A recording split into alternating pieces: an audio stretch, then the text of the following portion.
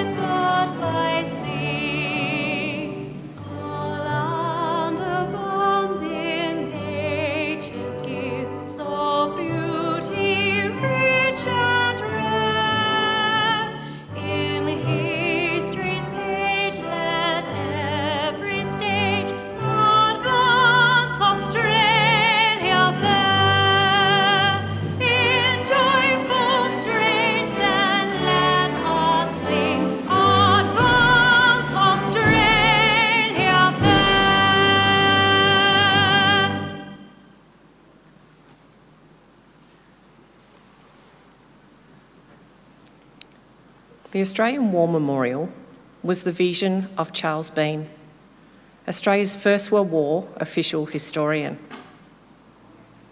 Bean landed with the Australian troops on Gallipoli and stayed with them at the front through to the end of the war.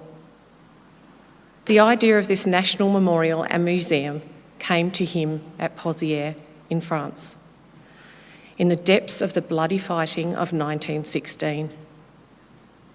Bean's idea was that this would be a place where family and friends could mourn loved ones buried in faraway places. It would also be a place that could help all Australians understand what these men and women had endured and what they'd done for us. Bean's vision, to which we remain true, is best expressed as inscribed in the entrance to the memorial's galleries. Here is their spirit, in the heart of the land they loved, and here we guard the record which they themselves made. Tonight, we will read the story behind just one of those on the Roll of Honour, which lists the names of more than 103,000 men and women who have given their lives for us in war and on our operations for more than a century. But first, we present a lament, Flowers of the Forest. Wreaths or floral tributes will now be laid at the base of the Pool of Reflection.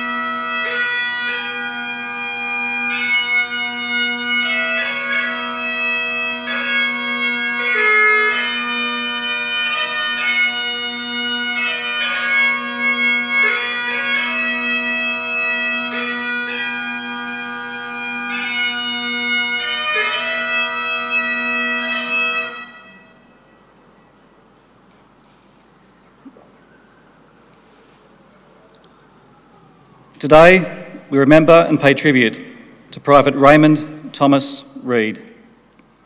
Raymond Reid was born on the 5th of September 1918 in Walker, New South Wales, the second eldest of 3 children born to Ernest and Alice Reid.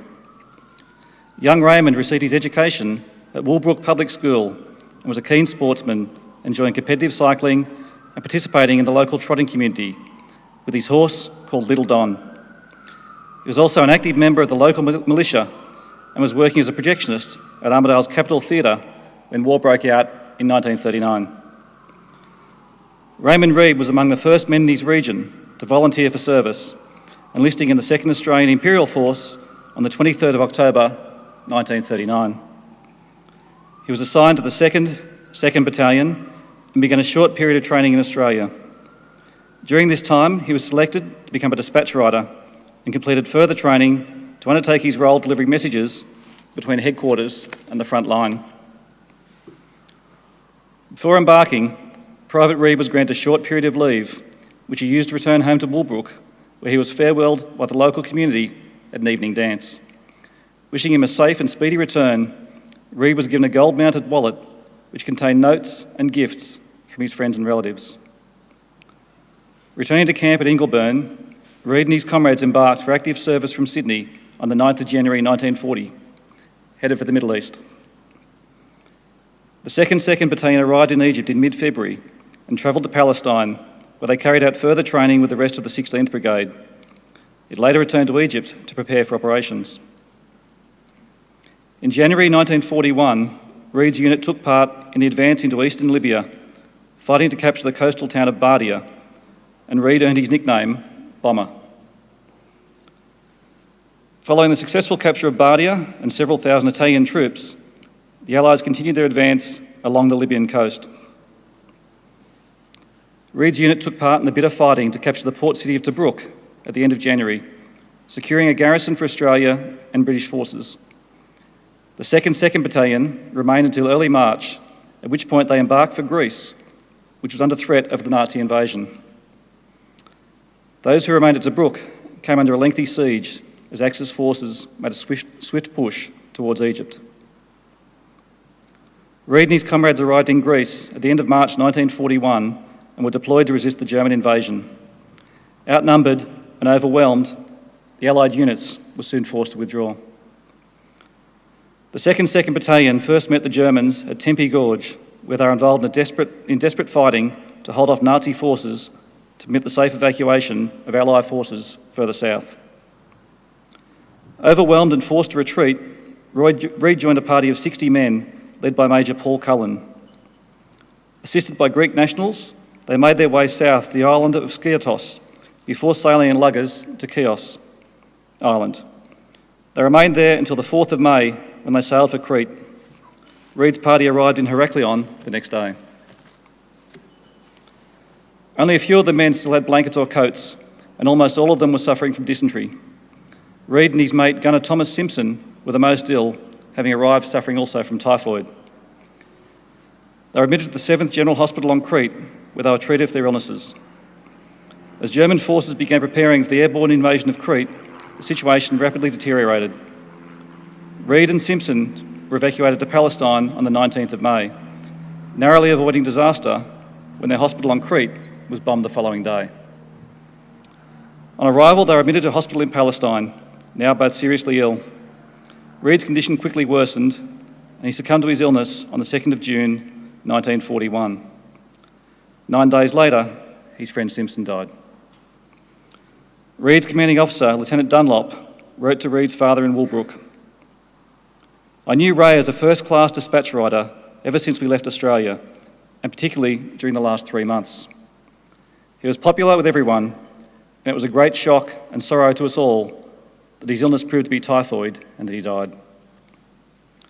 Gaza War Cemetery, where Ray is buried, is a beautiful place, surrounded by trees and beautifully kept. If he had to die here, I could not imagine a better or more fitting resting place for him. Apart from his death being a personal loss to all of us who knew him, it is a loss to the platoon and to the battalion. He was a fine soldier of whom you can all be proud. Today, his remains lie at Gaza War Cemetery, next to his mate, beneath the inscription chosen by his family. Dearest memories linger yet, too dearly loved to ever forget. Raymond Reid was 22 years old. His name is listed on the roll of honour on my left, among almost 40,000 Australians who died while serving in the Second World War. His photograph is displayed today by the Pool of Reflection. This is but one of the many stories of service and sacrifice told here at the Australian War Memorial. We now remember Private Raymond Thomas Reid, who gave his life for us, for our freedoms, and in the hope of a better world.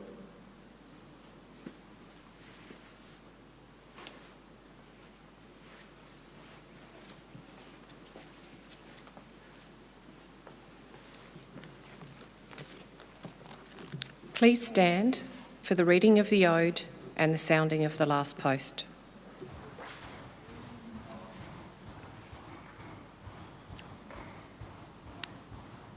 They shall grow not old, as we that are left grow old. Age shall not weary them, nor the years condemn. At the going down of the sun and in the morning, we will remember them. We will remember them.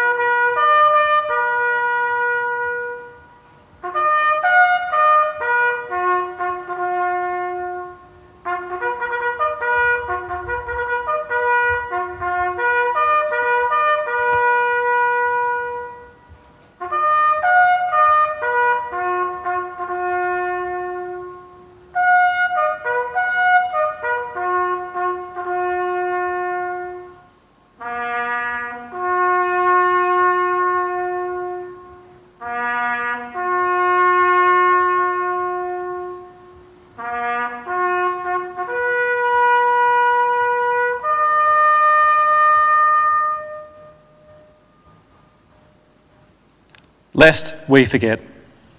Lest we forget.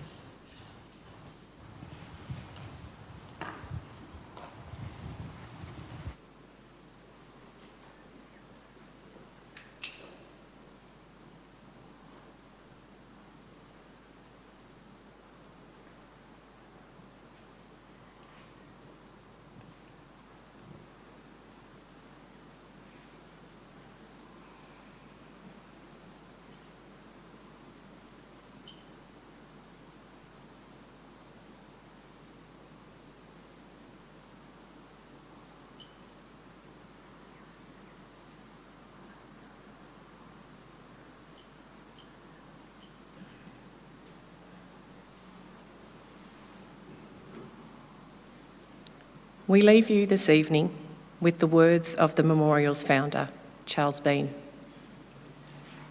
Many a man lying out there at Pozières or in the low scrub at Gallipoli, with his poor, tired senses barely working through the fever of his brain, has thought in his last moments, well, it's over. But in Australia, they will be proud of this.